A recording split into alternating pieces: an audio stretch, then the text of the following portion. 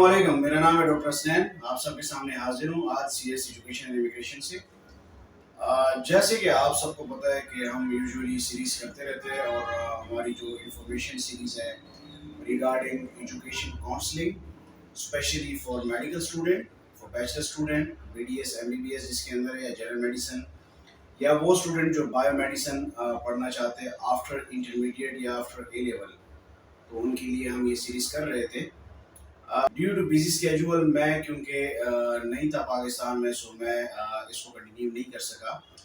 लेकिन ये कि आज कुछ ज़रूरी बातें हैं उस पर मैं डिस्कस करना चाहूँगा और इस सीरीज़ को इंशाल्लाह कंटिन्यू करेंगे।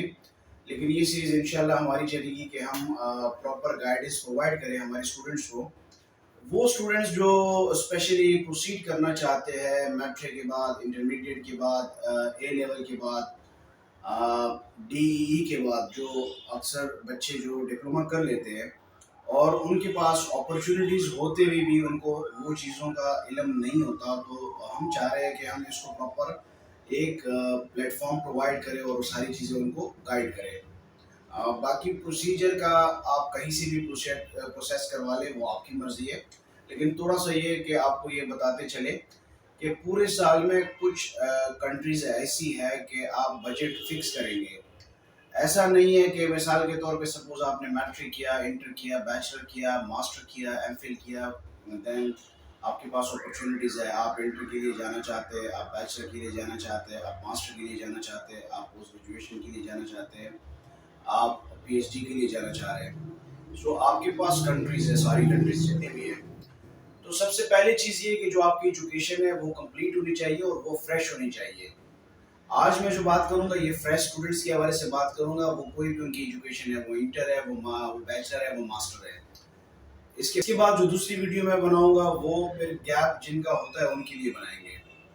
तो अगर आपने अपनी एजुकेशन की है पाकिस्तान से और वो ए लेवल है या इंटरमीडिएट है, उसके बाद या आपने बैचलर किया हुआ है 4 साल का, या आपने जो है मास्टर किया हुआ है, आप प्रोसीड करना चाह रहे हैं इंटरनेशनल कंट्री के लिए, सो आपके पास कुछ चीज़ें इंपॉर्टेंट होनी चाहिए। देखिए, सबसे पहली चीज़ आपकी है कि आपके सारे एजुकेशनल डॉक्यूमेंट्स आपके पास कंप्लीट होने चाहिए। आपके सारे एकेडमिक के साथ आपके पास passport, wide background picture, CNIC, ये सब रेडी होना चाहिए। इवन आपके डोमिसाइल, PRC, ये डॉक्यूमेंट रेडी होने चाहिए।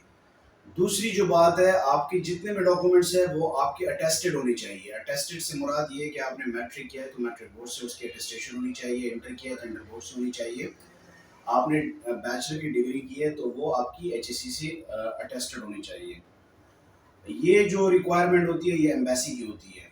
अगर नहीं है तो आप इसको बाद में भी करा सकते हैं, लेकिन एप्लीकेशन प्रोसेस के लिए अगर आपके पास पहले से हो तो प्रिपेयर हो तो ज़्यादा अच्छा है।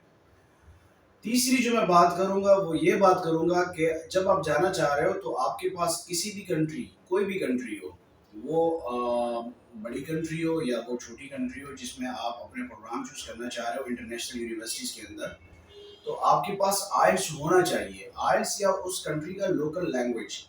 मिसाल के तौर पे आप जर्मनी जा रहे हैं तो जर्मनी का लोकल लैंग्वेज, जर्मन लैंग्वेज आपके पास होना चाहिए। यानी 6 मंथ 8 मंथ आप अपने इंटरमीडिएट की ड्यूरेशन के अंदर, या आफ्टर इंटरमीडिएट या बैचलर की ड्यूरेशन के बीच में, या आफ्टर बैचलर, आपके पास ये जर्मन लैंग्वेज होना चाहिए या इटालियन लैंग्वेज होना चाहिए। तो आप कोशिश करें कि 5 to 6 मंथ्स 1 ईयर वो पढ़े।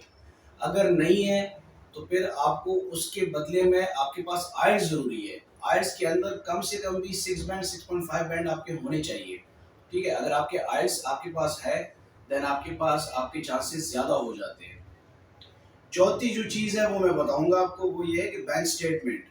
कोई किसी के लिए बैंक स्टेटमेंट नहीं बनाता। अगर आप ये समझते हैं कि कोई एजेंट, कोई कंसल्टेंट, कोई काउंसलर आपके लिए बैंक स्टेटमेंट बनाएगा, कोई नहीं करेगा।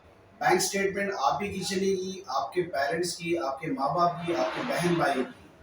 अगर FRC में, फैमिली रेजिडेंट सर्टिफिकेट में आप कैसी होगी, वो आपसे बैंक स्टेटमेंट उसी को वेरीफाई करेगी जो आपके ब्लड रिलेटिव में आता है। उसमें आपके चाचा, मामा, दोस्त कोई नहीं आ सकता सिवाय आपके माँ बाप, बहन भाइयों के अलावा। और सबसे लास्ट, पांचवा ऑप्शन, वो ये है कि आपके पास बजट होना चाहिए। ऐसा नहीं है कि आप मैसेज करें, आप ईमेल करें, आप ऑफिस विजिट करें, नहीं मेरे पास कुछ नहीं है और मैं जाना चाह रहा हूँ। भाई, कोई आपकी टिकट नहीं पे करेगा, कोई आपकी एप्लीकेशन पे नहीं करेगा, कोई आपके लिए कुछ नहीं करेगा। सही है, आप अपने लिए सब कुछ करना चाहते हैं, कर सकते हैं। मोबाइल आप खरीद सकते हैं, आप बड़े अच्छे पिज़्ज़े विज़्ज़े खा सकते हैं, खाने खा सकते हैं, लेकिन अपने एप्लीकेशन प्रोसेस आप नहीं करना चाह रहे। सो एप्लीकेशन प्रोसेसिंग से लेकर आपकी यूनिवर्सिटी की एप्लीकेशन तक, रजिस्ट्रेशन तक, ट्यूशन फीस तक, ये सारे चार्जेस आपको खुद पे करने होंगे, ठीक है? सो आपके पास बजट होना चाहिए। मिसाल के तौर पे आप कहते हैं कि मेरे पास 10 लाख का बजट है, 5 लाख का बजट है, मेरे पास 1 करोड़ का बजट है। तो ये सारी चीज़ें मैटर करती है। अगर आपके पास 5 लाख का बजट है तो हम आपको गाइड करेंगे कि 5 लाख में आप कहाँ-कहाँ जा सकते हैं। अगर आपके पास 50 लाख का बजट है, हम आपको गाइड करेंगे आप यूएस जा सकते हैं, कनाडा जा सकते हैं, कहाँ-कहाँ जा सकते हैं।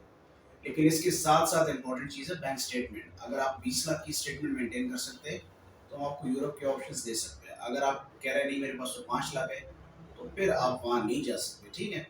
तो ये सारी चीज़ें बड़ी इंपॉर्टेंट होती है जब आप अपने एप्लीकेशन प्रोसेस करना चाहते हैं। सबसे बड़ी बात ये है कि आपका गैप जितना कम होगा, अगर आप इंटरमीडिएट कर चुके तो अगर आपका इंटरमीडिएट के बाद फ्रेश हो, तो बहुत इंपॉर्टेंट है कि आप ऑस्ट्रेलिया, यूके, कनाडा जा सकते हैं। लेकिन अगर गैप बढ़ जाता है, तो फिर आपके चांसेस कम हो जाते हैं। आई होप ये वीडियो इन्फॉर्मेटिव होगी आप सबके लिए। आज के लिए इतना ही। Thank you so much. अल्लाह हाफ़िज़।